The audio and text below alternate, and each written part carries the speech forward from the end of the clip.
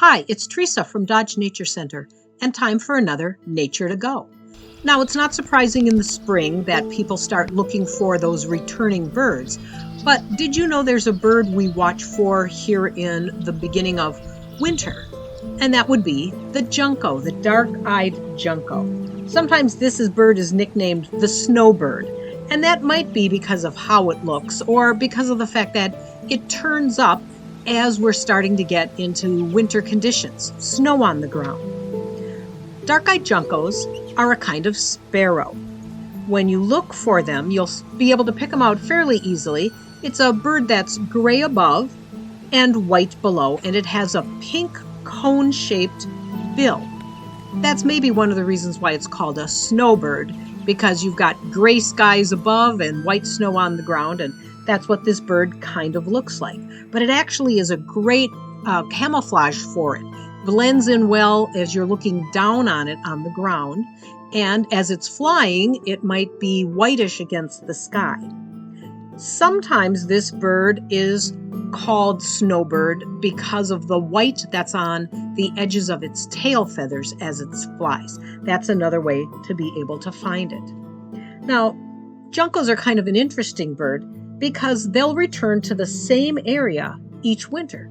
So from year to year, the juncos you see may be the juncos that were there the previous year, and then they return with their offspring who learn to come back to this area.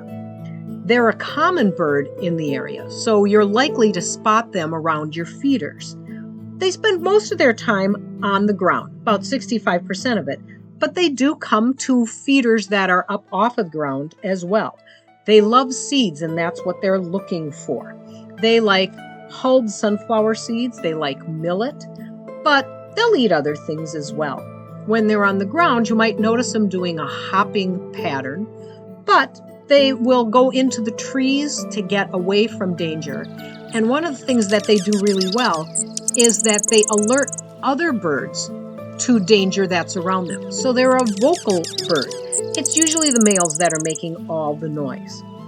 At night, they'll roost in evergreen trees, even though they don't all huddle together like some other bird species do.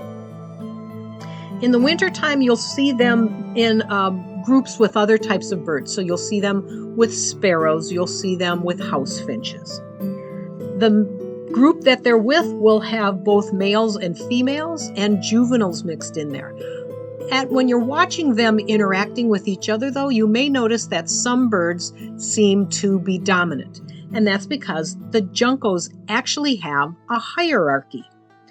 The adult males are the top of the pack, and then the juvenile males are the next in line, then adult females, and at the very bottom of the pack, you'll have your poor juvenile females. When it's time for spring, they migrate. So this brings up an interesting observation that scientists noticed, that when the birds come to Minnesota, because they migrate here from northern Canada, the adult males will come the least distance. They come to here. Other juncos will go much farther south, but those males will maybe only come to this point in Minnesota, so that in the spring, when it's time to head back north for their breeding grounds, they have less distance to travel. They'll get to the breeding grounds sooner and be able to claim their territory. Kind of a smart strategy. Juncos are recognized as being a very adaptable, resilient kind of bird, able to thrive in very challenging conditions. I mean, they only migrate to here, and it's not like our winters are exactly balmy. So as we head into actual winter conditions in these next few weeks, keep your eyes out for juncos, that remarkable little gray and white bird, the snowbirds, and enjoy them when you see them. Thanks for joining me for this episode of Nature to Go, and we'll talk to you again next time.